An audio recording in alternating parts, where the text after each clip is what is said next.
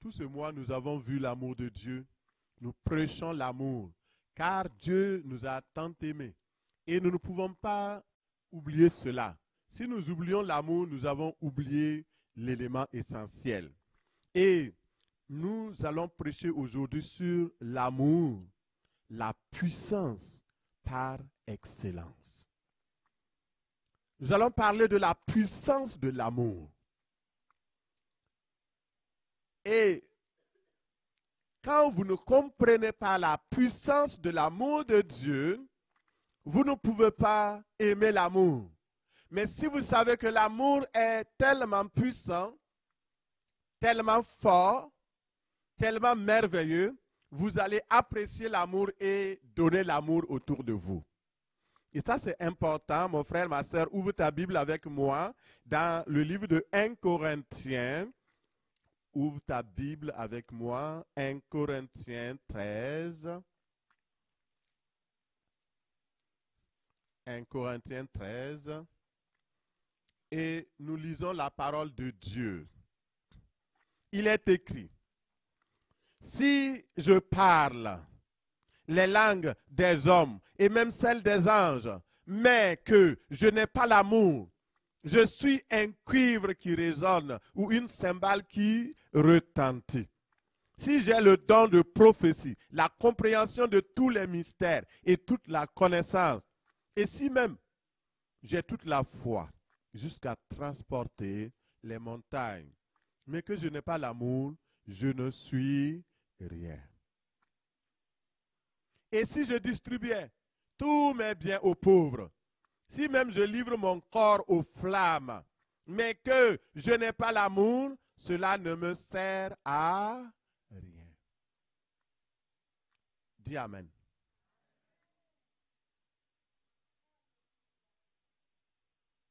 Vous voyez la puissance et l'importance de l'amour. Dieu dit, tout ce que tu feras dans le monde ici-bas, sans amour, Dieu dit, c'est zéro.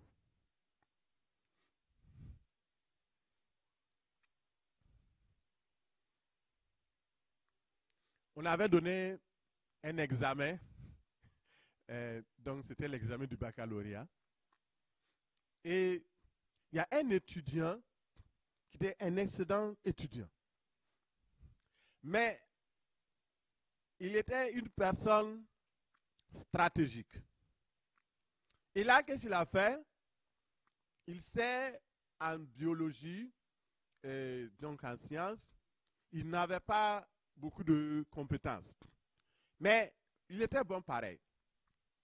Et là, il a décidé, il y a plusieurs leçons à apprendre.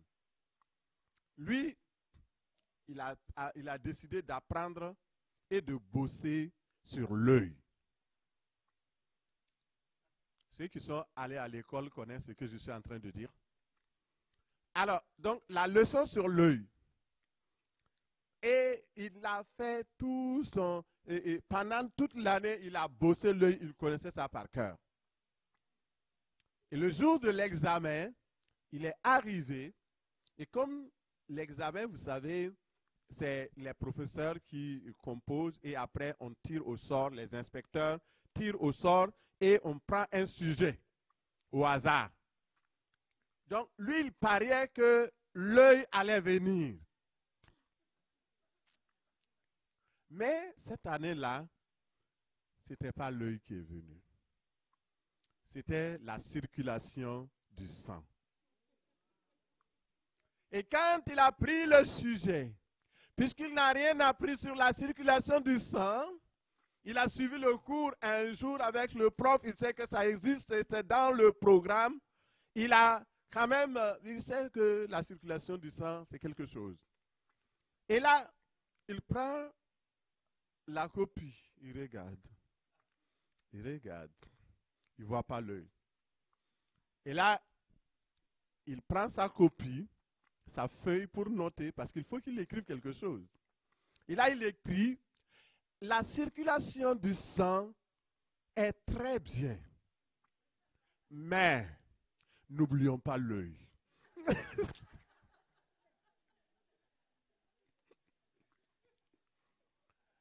Et là, il a commencé à écrire tout le texte sur l'œil. Il a fait les dessins, il a fait les choses, la représentation sur l'œil, tout sur l'œil. Et là, quand le professeur qui devait corriger est arrivé à sa copie, il a fait comme vous, il était juste en train d'éclater de rire.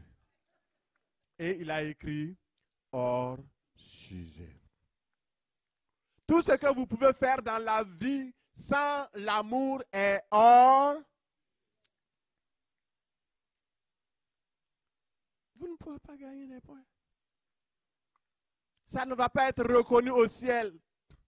Peut-être les hommes sur la terre vont reconnaître, mais Dieu ne reconnaîtra pas des choses qui sont faites sans amour. Et ça, c'est important, mon frère, ma soeur, de comprendre cela ce matin. Sans amour, la vie ressemble à une arme à feu sans munitions et sans feu. D'ailleurs, une arme à feu sans feu est un objet décoratif. J'aimais beaucoup regarder les films western à cause du beau. Vous voyez, quand on présente le beau paysage, là, ça me plaît. Ce n'est pas les coups de feu qui m'intéressent. Mais là, j'ai regardé un film western et il y avait deux soldats. Il y a un qui s'appelait le truand, l'autre le bon et l'autre le méchant. Quelqu'un a regardé ça? Ouais, c'est ça, le beau, voilà. Et là, il y a un qui voulait dribbler l'autre pour aller chercher l'argent qui était caché. Mais il ne savait pas que son ami avait compris qu'il voulait le tromper. Et la nuit, il s'est levé, il a enlevé donc, le chargeur, il a enlevé les munitions. Et le monsieur s'est levé, il est parti et il n'avait pas de balles. Il avait son arme, mais il n'avait pas de munitions. Et là, quand le danger est venu, parce qu'il y avait un troisième larron qui aussi venait pour chercher l'argent. Il se retrouvait maintenant à un trio et il fallait qu'ils se tirent l'un l'autre. Celui qui va rester va prendre l'argent. Mais celui qui était bon, il a tué celui qui était méchant et il a laissé le truand. Et parce que le méchant voulait tuer d'abord le truand, mais comme l'autre était plus rapide et lui, il a dégainé, il était là, pif, pif, pif, pif. Mais il n'y avait pas de feu. Tout ce que vous allez faire dans le monde, vous allez aider les gens, c'est bien. Il y a des gens qui disent, ah, moi je fais du bien autour de moi. Peut-être que c'est pour simplement ton propre ego. C'est pour simplement te flatter, pour dire que tu fais des choses. Mais si ce n'est pas avec amour, c'est rien. Tu as construit des hôpitaux, tu as bâti des églises, tu as fait toutes choses. Mais s'il n'y a pas l'amour, ça ressemble à une arme sans munitions. Il n'y a rien qui produit, il n'y a pas de puissance. L'amour est cette arme, cette puissance-là. Ici, nous voyons dans 1 Corinthiens 13, versets 1 à 3, que l'amour est la puissance qui fait fonctionner les dons. Vous avez des dons, dons de guérison, dons de puissance, dons. Il y a des gens qui ont des dons, mais sans amour. C'est pourquoi ça ne fonctionne pas. Exercez votre don avec amour.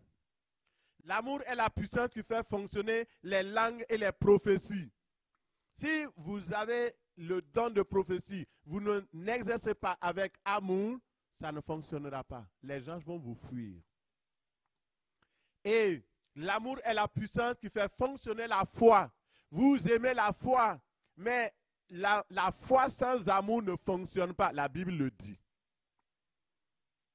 Sans l'amour, la foi échoue et la connaissance est infructueuse. Tout ce qui n'est pas fait avec amour est vain. C'est comme si vous aviez tout, sauf l'essentiel. Regarde dans Cantique 8, verset 6. Cantique des Cantiques 8, verset 6. Et l'auteur, inspiré par le Saint-Esprit de Dieu, il dit ceci: mets-moi comme un sceau sur ton cœur, comme un sceau sur ton bras. Sceau ici, ça veut dire tampon, ça veut dire marque. Car l'amour est fort comme la mort. La jalousie est inflexible comme le séjour des morts. Ses ardeurs sont des ardeurs de feu, une flamme de l'Éternel.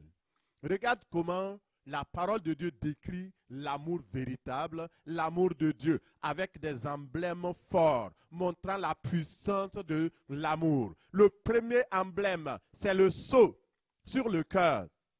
Dieu dit, ma fille, mon frère, mets-moi sur l'amour de Dieu sur ton cœur. Mets-moi sur ton cœur. Aime-moi dans ton cœur et mets-moi comme une marque, un sceau dans ton cœur. Le sceau dans le cœur, c'est le cachet de l'amour de Dieu. C'est la marque de Dieu qui fait la valeur de l'amour. S'il n'y a pas le cachet de Dieu, ça ne marche pas. C'est pourquoi beaucoup de personnes disent aujourd'hui, je t'aime. Et demain, je ne t'aime pas. Pourquoi? Parce qu'il n'y a pas la marque de Dieu. Il y a une marque qui ne s'efface pas. Vous avez besoin de cette marque. Et cette marque s'appelle l'amour de Dieu. Quand vous avez la marque, elle devient indélébile. Elle ne peut plus s'effacer. Elle est là. Souvent, vous aimez une personne, puis la personne fait quelque chose qui vous a dégoûté, qui vous a fâché, et l'amour meurt en même temps avec cette histoire. Mais si l'amour était marqué indélébile, vous ne pouvez pas l'effacer. L'amour de Dieu, lorsque l'amour vient dans votre vie comme une marque, elle est puissante, elle authentifie l'amour, elle certifie l'amour, et c'est comme dans 1 Jean 4, verset 7, l'amour est de Dieu. Quiconque aime est né de Dieu et connaît Dieu. Le contraire aussi est vrai. Quiconque n'aime pas, ne connaît pas Dieu et n'est pas né de Dieu. Dieu est amour. C'est sa nature intrinsèque. C'est ce que le pasteur Victor nous a appris la semaine passée. Le sceau de l'amour de Christ, c'est Christ en nous. Christ est venu habiter en nous. L'amour de Dieu est venu habiter en nous. La puissance du Saint-Esprit a transporté l'amour de Dieu dans notre cœur, de sorte que nous pouvons maintenant aimer. Nous qui étions incapables d'aimer, nous sommes maintenant capables d'aimer. Et à la fin, je vais prier pour toutes les personnes qui ont de la misère à aimer. Quand j'entends les gens, telle personne, c'est mon pire ennemi sur la terre. C'est mon ennemi juré. Ça veut dire que la personne ne veut pas aller au ciel. Hein? Mais sans amour, on ne peut pas aller au ciel. Les ennemis jurés doivent devenir des amis jurés. Alléluia. Avant que vous alliez au ciel. Si vous voulez aller au ciel, marque d'amour. Le sceau de l'amour. La marque de l'amour. Christ en nous, l'espérance de la gloire. Deuxième sceau, le sceau dans le bras. Le sceau dans le bras, il dit, mets-moi comme un sceau sur ton bras. Le bras symbolise la puissance qui agit. C'est avec votre bras que vous agissez, que vous faites les choses. Si vous voulez, par exemple, soulever votre Bible, si vous voulez travailler, c'est avec le bras. Si vous voulez écrire, le bras est incontournable dans le corps. C'est la puissance qui agit. L'amour doit agir. L'amour qui n'agit pas n'existe pas, comme nous l'avons appris. Galates 5, 6 nous dit, car en Christ Jésus, ce qui a de la valeur, ce n'est pas la circoncision ni l'incirconcision, mais la foi qui est agissante par l'amour. La foi agit par l'amour. Et l'amour, troisième emblème, l'amour est fort comme la mort. Wow. Il y a deux personnes, un qui s'appelle Saül et l'autre qui s'appelle Jonathan dans la Bible. Leur amour était fort, plus fort que la mort. Là où vous avez échoué avec toutes les tentatives pour essayer de réconcilier les gens, pour essayer d'amener la paix, essayez l'amour. En Grande-Bretagne, il y avait un colonel qui était un instructeur de militaires. C'est lui qui formait les militaires. Et il avait l'art de dompter les militaires, les personnes les plus récalcitrantes, pour qu'ils soient soumis. Parce que dans l'armée, la discipline est très, très importante. Mais il avait un cas qui était, il ne pouvait pas. Il a tout essayé. Un soldat récalcitrant. Il l'a mis au fer, ça ne marche pas. Il l'a bastonné, ça ne marche pas. Il l'a mis en prison, ça ne marche pas. Il a tout fait. Et un jour, il va voir son général. Il dit, général, vraiment, j'ai un élément récalcitrant, impossible à dompter. Le général dit, c'est qui? Il dit, c'est tel. On n'arrive pas. Il dit, j'ai tout essayé, mais ça n'a pas marché. Et le général, qui est un enfant de Jésus, qui était chrétien, il a dit, colonel, il vous reste une chose. Est-ce que vous avez essayé l'amour?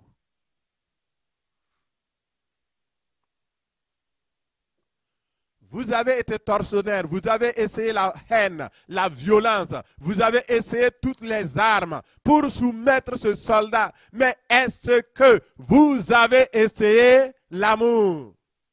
Il dit non. Il dit, mais général, comment on fait? Le général lui dit, va voir ce soldat, donne-lui l'amour, embrasse-le, dis-lui que tu l'aimes. Parle à son cœur et tu verras qu'il va craquer. Que même s'il était dur comme une pierre, il deviendra mou comme de la viande, comme de la chair.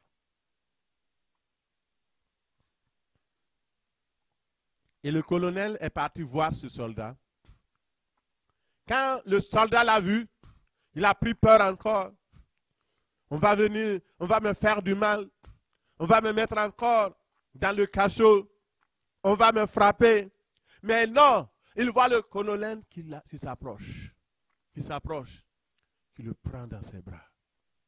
Il dit, je t'aime.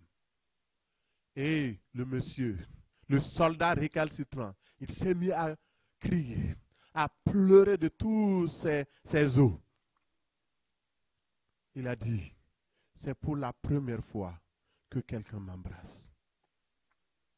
Que quelqu'un dit, je t'aime. Il a raconté son histoire d'enfance avec son père qui était très, très difficile. Et il a décidé que jamais il ne se soumettrait à quelqu'un. Ce soldat est devenu un soldat discipliné qui a combattu et qui a pu progresser dans la vie, dans l'armée. Frères et sœurs, l'amour est très important. C'est une arme puissante. Vous avez tout essayé. Ça ne marche pas. Avec vos enfants, ça ne marche pas. Dernière arme, l'arme qui n'échoue pas, l'amour. Aimez-les tels qu'ils sont. Manifestez l'amour vrai, pas l'amour hypocrite. Et vous allez voir que le Seigneur va les briser, va les dompter. Vous avez tout fait avec votre mari, ça ne marche pas. Vous avez tout fait avec votre femme, ça ne fonctionne pas. L'amour, c'est l'arme qui ne joue jamais. L'amour est fort comme la mort, tellement puissant que rien ne lui résiste. L'amour de Dieu triomphe de tout. Et l'amour ressemble à la jalousie. C'est un des emblèmes. Ici, on ne parle pas de jalousie méchante qui veut vraiment détruire. Ici, on parle de zèle. Il n'y a pas d'amour sans jalousie. Si je vous aime, et puis qu'une autre personne veut vous avoir, immédiatement, ça suscite en moi une jalousie, oui ou non? Mais cette jalousie, c'est un zèle pour avoir la personne avec nous et non pour détruire la personne qui veut l'avoir ou pour détruire tout. Le zèle est puissant. La jalousie, c'est le zèle puissant de l'amour. Et un amour puissant, un amour débordant, passionné, est toujours accompagné de jalousie. Dieu lui-même est jaloux de nous. Il dit, je suis jaloux de vous, oui ou non? Il y a des femmes qui disent, non, je ne suis pas jaloux, tu peux aller voir d'autres hommes. C'est que tu n'aimes pas. Si tu aimes là, tu veux l'avoir pour toi seul. Il y a des hommes aussi comme ça. Moi, ça ne me dérange pas. Je suivais une émission la dernière fois. Est-ce que tu peux partager ton homme? Partage tout, sauf ton homme.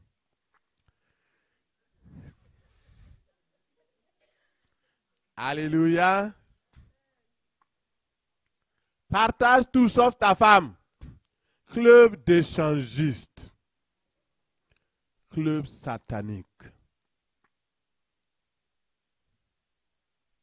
Tu vas aller échanger ta femme. Contre quoi? L'amour est inflexible. L'amour n'abandonne pas. L'amour refuse de laisser tomber. L'amour n'abandonne pas son assemblée. Alléluia. Est-ce que vous avez saisi quelque chose? L'amour n'abandonne pas son... L'amour n'abandonne pas. L'amour est inflexible. On ne peut pas dompter l'amour.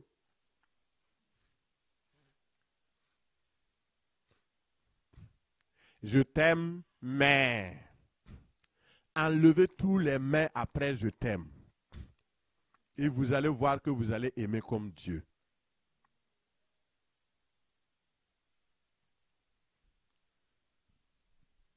L'amour est inflexible. C'est une flamme de l'Éternel. L'amour est dévorant. L'amour est fort. C'est une flamme de l'Éternel. Dans Jérémie 20, verset 8, il dit, car toutes les fois que je parle, il faut que j'écris. Ça, c'est Jérémie, l'expérience de Jérémie. Toutes les fois que je parle, il faut que je crie. Je crie à la violence, à l'oppression. Et la parole de l'Éternel est pour moi un sujet d'opprobre et de risée chaque jour. Si je dis, je ne ferai plus mention de lui, je ne parlerai plus en son nom, il y a dans mon cœur comme un feu dévorant qui est renfermé dans mes os. Je m'efforce de le contenir et je ne puis. Ici, on parle de l'amour. Si vous aimez Dieu, vous ne pouvez pas cesser de parler de lui. J'ai dit une fois à un homme, j'ai dit si tu parlais de Jésus, comme tu parles de ta femme, tout le Québec serait sauvé. Vous êtes avec la personne là, il va commencer, ma femme est comme ça, ma femme est là, ma femme est là, ah, elle est là, elle est là, elle est là. Pendant des heures, il va passer le temps à parler de sa femme. J'ai dit, si tu pouvais parler au moins, même la moitié de ce que, de parler juste de Jésus. Si tu aimes ta femme, tu parles de ta femme. Si tu aimes Jésus, tu parles de Jésus. Il y a beaucoup de personnes qui ferment leur bouche, qui ne veulent pas parler de Jésus parce qu'ils ne veulent pas être étiquetés. Ils veulent paraître beaux, veulent paraître bons, veulent paraître ceci. Le Seigneur Jésus a dit, si vous m'aimez, parlez de moi. Ah, pasteur, c'est où que tu écris? Il a dit, si tu ne parles pas de moi, si tu as honte de moi, sur la terre, j'aurai honte de toi aussi, ou bien, c'est la même chose, non? Si j'ai honte de quelqu'un, je ne parle pas de lui.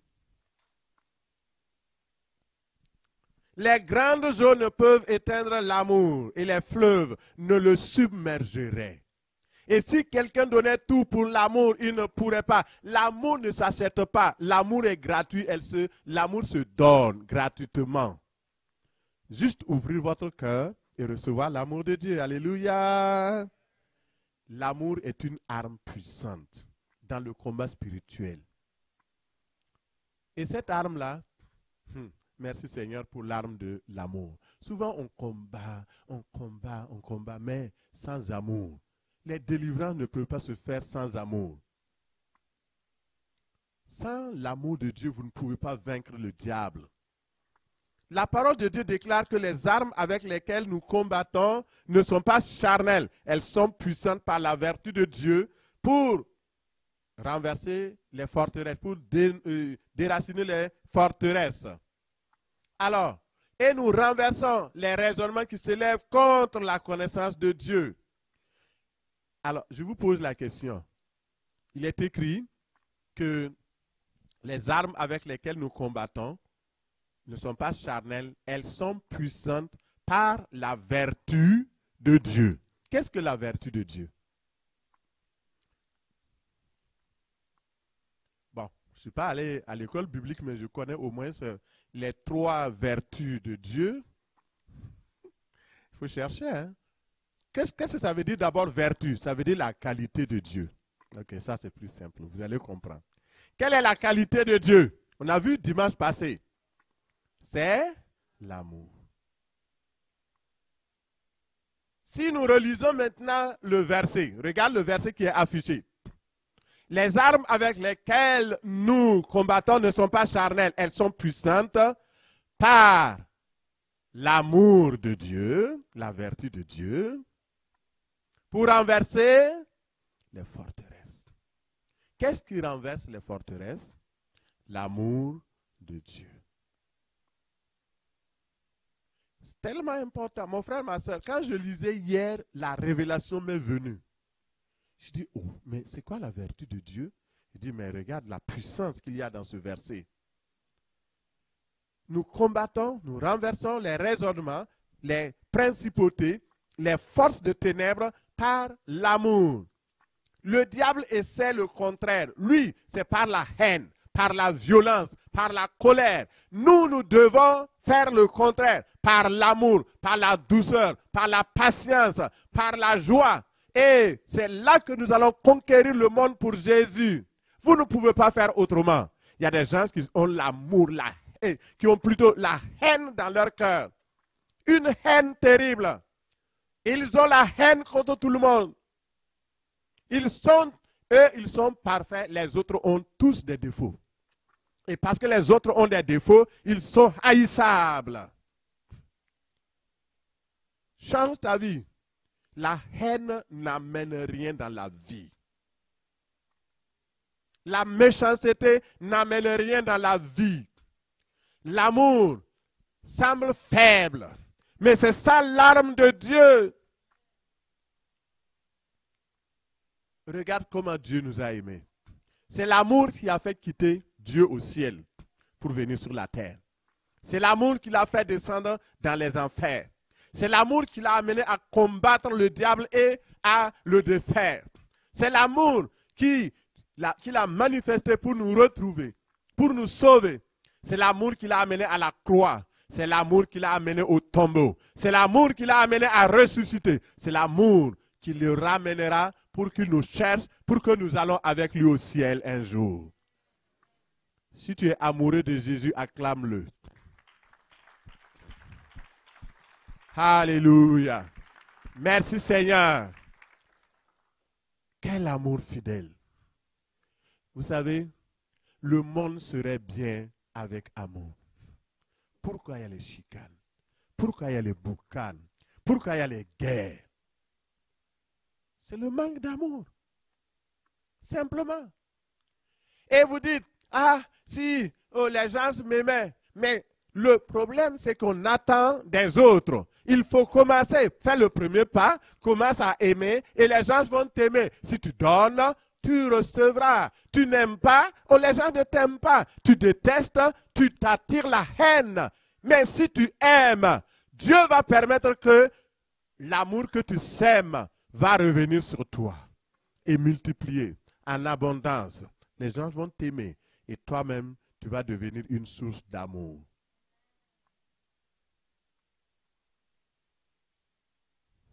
C'est important. L'amour est une puissance. Dans le livre d'Apocalypse 12, verset 10, regarde l'arme de l'amour. Beaucoup ne réussissent pas dans le combat spirituel parce qu'ils combattent sans amour. Sans amour. Le Seigneur m'a interpellé. Aujourd'hui, j'ai vu quelque chose qui devait me fâcher. Aujourd'hui, je devais même être tellement fâché. Mais le Seigneur me dit non. Je t'ai donné mon amour afin que tu ne sois plus fâché. Je dis Seigneur, que l'amour coule et que mon cœur soit dans la joie. Au lieu d'être fâché, que mon cœur aime cette personne et bénisse cette personne. Vous savez, quand vous faites du bien à quelqu'un, tellement du bien, vous l'avez entouré, aimé, et que la personne vous brise le cœur, comme on dit, ça fait mal, hein? Mais quand ça survient ainsi, juste, Seigneur, fais couler l'amour sur la blessure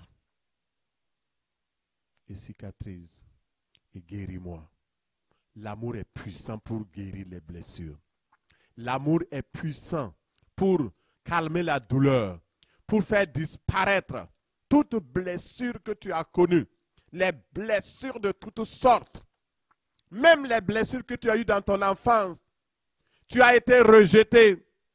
Tes parents t'ont pas aimé. Ils ont même dit ouvertement, tu es un enfant indésiré. Mais Dieu te désirait parce qu'il a conservé ta vie.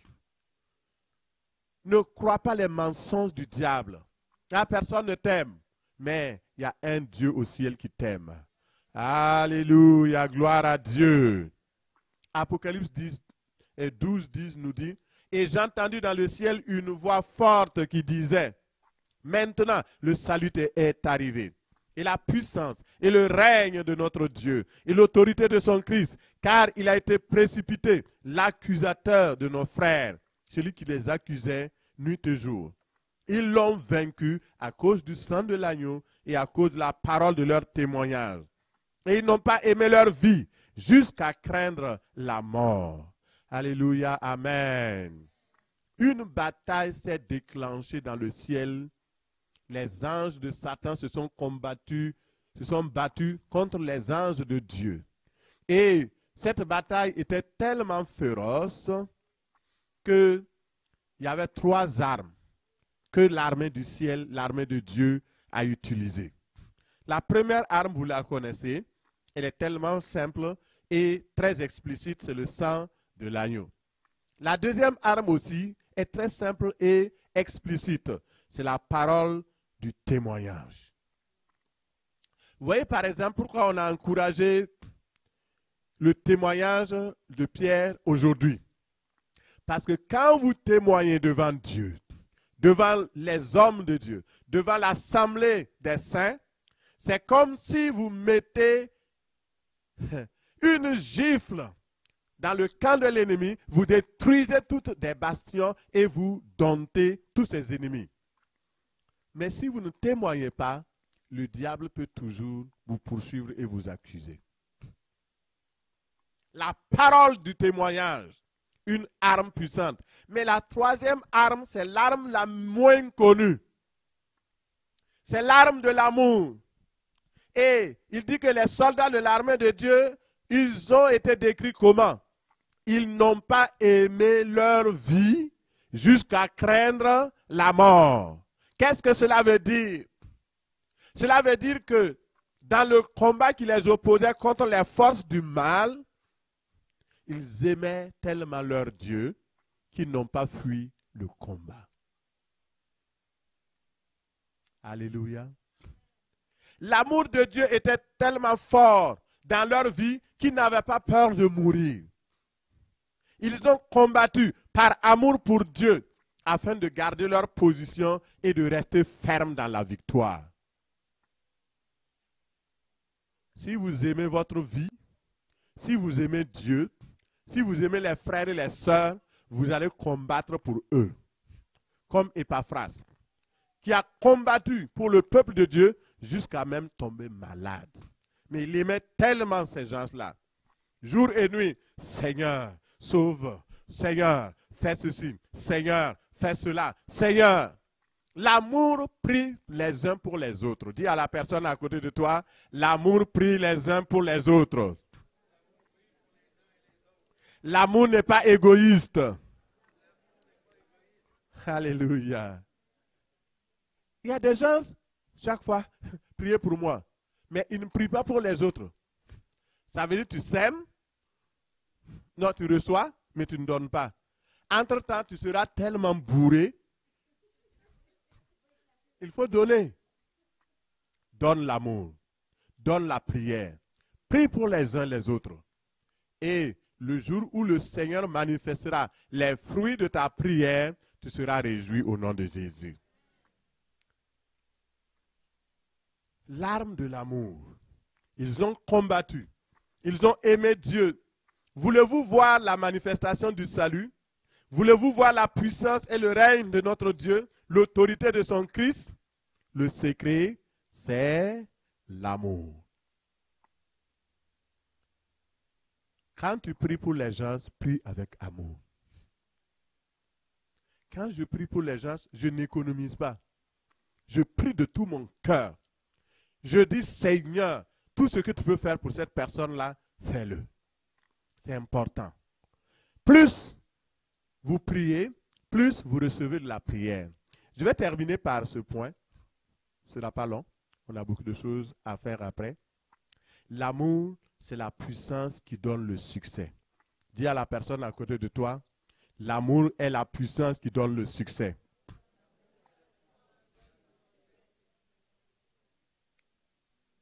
Vous voulez réussir dans la vie?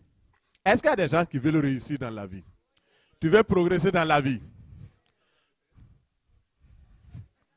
Tu peux toujours réussir, hein?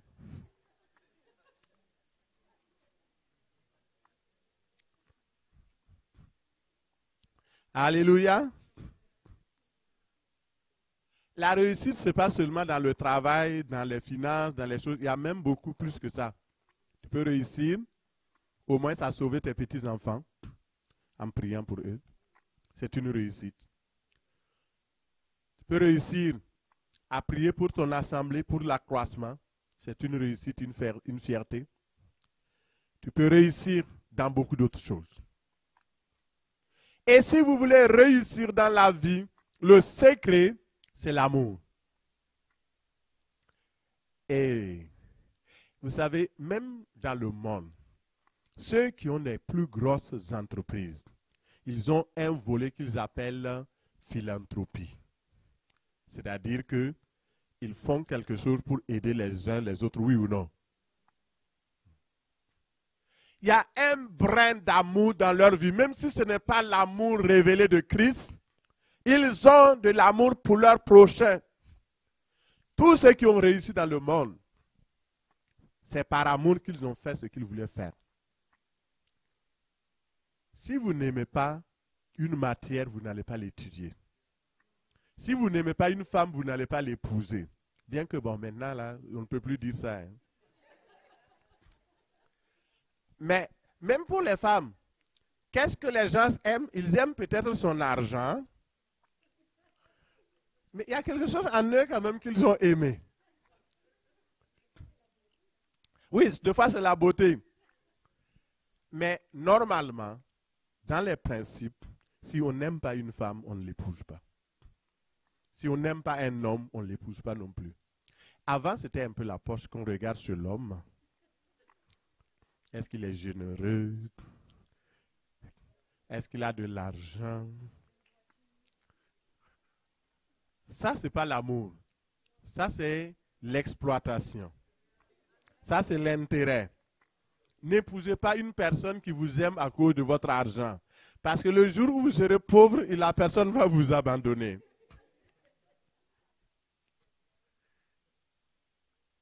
Philippiens 1:8. Car Dieu m'est témoin que je vous chéris avec la tendresse de Jésus-Christ. Et ce que je demande dans mes prières, c'est que votre amour augmente de plus en plus en connaissance, en pleine intelligence, pour le discernement des choses les meilleures, afin que vous soyez purs et irréprochables pour le jour de Christ. Vous voyez, pour réussir dans la vie, votre amour pour la parole de Dieu, pour Dieu, doit augmenter. Pour réussir dans la vie, l'amour doit croître. Qu'est-ce que l'amour? Selon 1 Jean 5, verset 2, nous connaissons que nous aimons les enfants de Dieu lorsque nous aimons Dieu et que nous pratiquons ses commandements. Car l'amour de Dieu consiste à garder ses commandements et ses commandements ne sont pas pénibles. L'amour de Dieu, comment pouvons-nous savoir que nous aimons les uns les autres de façon authentique? C'est lorsque nous aimons Dieu et que nous mettons en pratique sa parole. Le secret du succès consiste à mettre l'amour en pratique, l'amour de la parole en pratique. Et la Bible est la lettre de Dieu, écrite pour nous, nous qui sommes l'épouse de Christ. Et cette parole, vous voyez par exemple, quand vous écrivez à votre chérie, maintenant c'est des textos, ça dénature tout. Docteur Savard vous a dit comment il écrivait. Hein? Moi aussi j'écrivais. Et je me rappelle de la première lettre que j'ai écrite à mon épouse. Parce que ce sont des choses qui ne passent pas. Ça y est toujours dans votre... Je lui ai écrit. Et quand vous prenez, elle m'a aussi écrit. Et chaque fois, comme on était loin, on n'arrivait pas à se voir tout le temps, on n'avait pas le téléphone. À l'époque, il n'y avait pas de cellulaire. Même le téléphone fixe, je ne l'avais pas. On s'écrivait. Et je gardais ça. Je lis. Je reviens de l'école, je lis. Je sors, je lis. Je tourne à gauche, à droite, j'ai des pensées bizarres, je lis. Si vous aimez Dieu, vous allez aussi lire la lettre qu'il vous a écrite. Vous allez aimer la parole.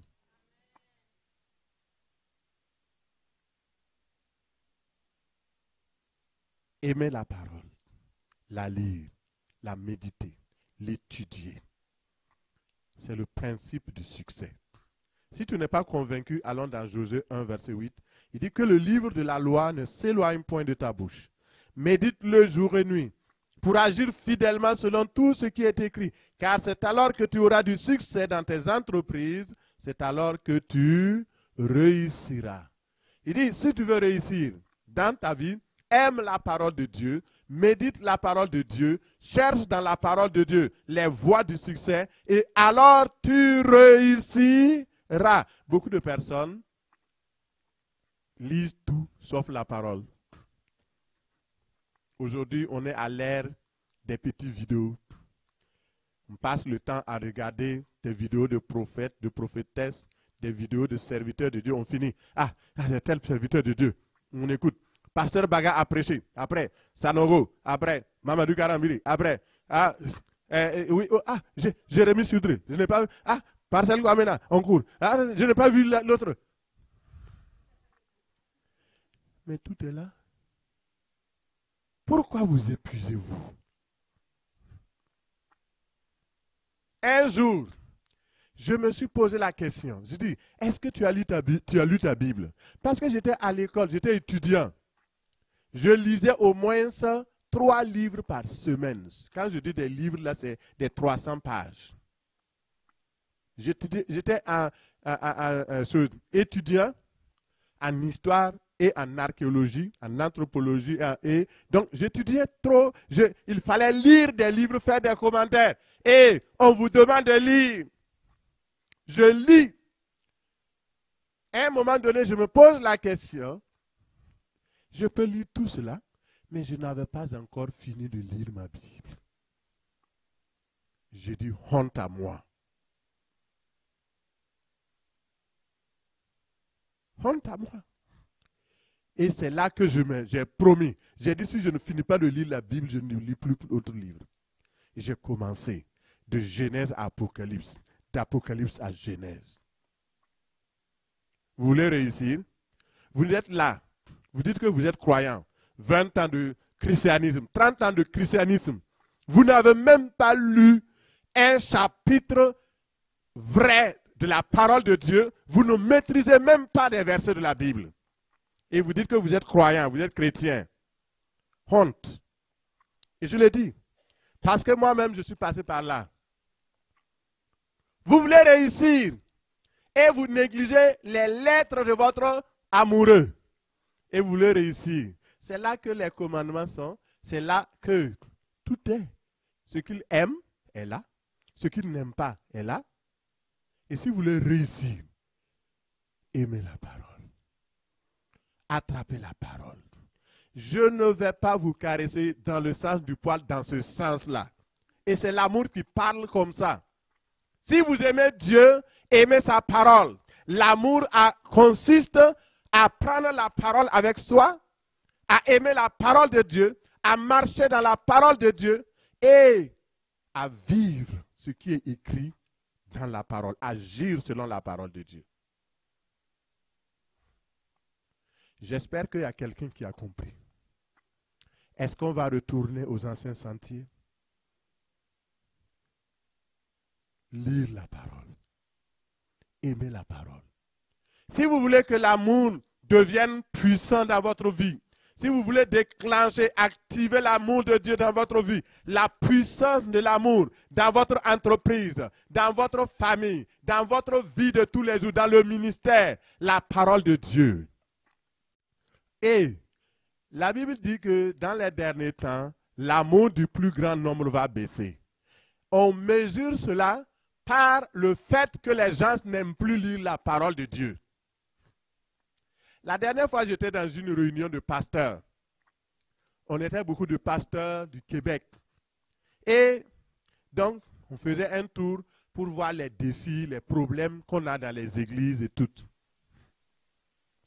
Et le pasteur qui dirigeait, il a posé la question. Alors, quel livre avez-vous lu cette semaine? Et donc, on passait tour de table. Ah, oh, moi j'ai lu. Ah, tel psychologue là qui a écrit. Et c'est des pasteurs, hein, je ne mens pas. J'ai l'enregistrement. Ah, il y a un tel psychologue là qui a lu. Moi, j'ai pris ça. Et puis vraiment, il parle de ceci ou cela. Il y a un qui a pris la parole. Il dit, oh, moi, il y a un Français qui a écrit un livre. C'est sorti nouvellement. Il a écrit sur les cochons. Ce n'est pas des chrétiens ordinaires, hein, des soi-disant pasteurs, serviteurs de Dieu. Et il dit, et il démontre que les cochons sont de bons animaux, qu'ils sont propres. Je dis, Seigneur, est-ce que je voulais couper? Mais le Seigneur me dit, non, ne coupe pas, continue. C'est arrivé à mon tour. Et j'ai dit, je bénis vraiment le Seigneur. Cette semaine, je suis dans le livre d'Ésaïe. Plutôt Ézéchiel, c'était Ézéchiel. Et dans Ézéchiel, j'avais résumé. Si vous voulez, vous pouvez vérifier. Dans Ézéchiel, j'ai écrit et j'ai résumé à l'intérieur, j'ai écrit à l'intérieur. J'ai dit, Ézéchiel, c'est le prophète de la gloire. Il a décrit la gloire de Dieu. Il a marché dans la gloire de Dieu. Il a marché dans la fidélité de Dieu. Et à la fin, c'était silence radio. Mon frère, l'amour du plus grand nombre va baisser. Beaucoup de personnes n'ont même plus de Bible avec eux. Ceux qui doutent, venez après, vous prenez mon livre, là, vous allez voir dans tout le livre d'Ézéchiel, tout est écrit. Et j'avais résumé ça pour les pasteurs. Et parmi toute cette gang de pasteurs, on était deux seulement qui lisions la parole de Dieu. Au moins, on peut feuilleter pour que les gens se voient. Alléluia. Gloire à Dieu. La prescription du succès que Dieu a donné à Josué, c'est l'amour. Alors ce matin, nous allons nous lever.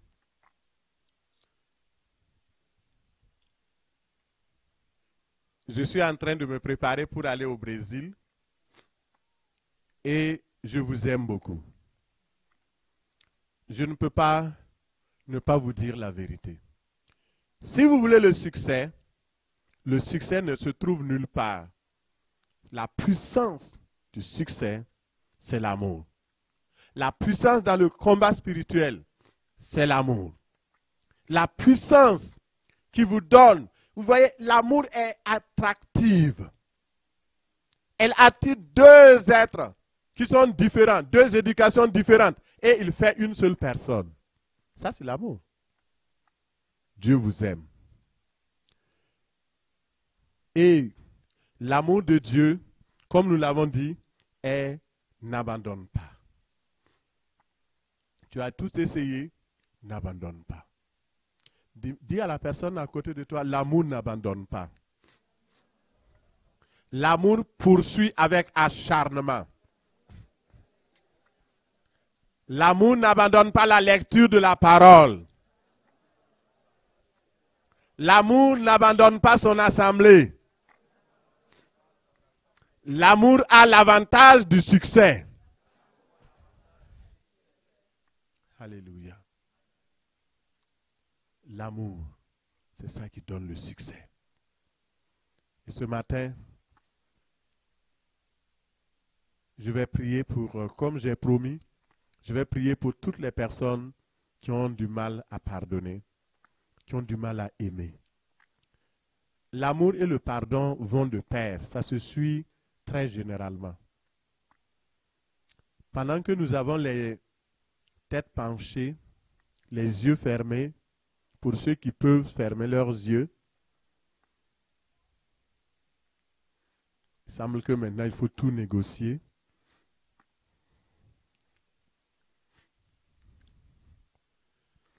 Alors, tu as été blessé et tu as manqué d'amour. Tu n'arrives même pas à pardonner. Même les simples choses. C'est difficile. La haine a rempli ton cœur. Ce matin, le Seigneur veut te vider de la haine, de la colère, de l'amertume, de la dépression. Et il veut te remplir de son amour. Ce matin, si tu veux cet amour-là, si tu veux abandonner la colère, abandonner la haine, l'amertume, et recommencer à zéro pour vivre une vie de nouveauté, une vie remplie de l'amour de Dieu, le Seigneur t'invite simplement. Ce n'est pas devant moi, mais juste lever la main pour que le Seigneur te voie. Nous avons les yeux fermés. Tu peux simplement lever la main. Le Seigneur te voit, je vois des mains levées. Merci Seigneur, merci mon frère, merci d'avoir levé la main. Tu veux finir avec la haine, lève la main. Tu n'arrives pas à pardonner sincèrement, lève la main. Le Seigneur va te toucher. Alléluia. Seigneur, mon Dieu, j'ai parlé de ta part. J'ai parlé avec l'amour et la flamme de l'amour qui était dans mon cœur. J'ai parlé avec zèle de ton amour qui est vrai, de ton amour qui est puissant pour délivrer. Et je prie dans le nom de Jésus que tu délivres de la haine, de la colère, toutes les personnes qui ont les mains levées maintenant au nom de Jésus. Que l'amour te touche, l'amour te pardonne, l'amour te guérisse, l'amour te donne la puissance de pardonner, la joie de pardonner, d'être guéri. Maintenant, tu es guéri au nom de Jésus. Toutes les blessures que tu as reçues depuis ton enfance, maintenant sois guéri au nom de Jésus. Que la puissance de l'œuvre de l'amour de Christ à la croix fasse son travail dans ta vie et que ta vie ne soit plus jamais la même. Seigneur, touche et guéris, touche et délivre, touche et bénis au nom de Jésus. Reçois l'amour de Dieu et dis Amen. Amen. Acclame le Seigneur. Merci Jésus. Amen.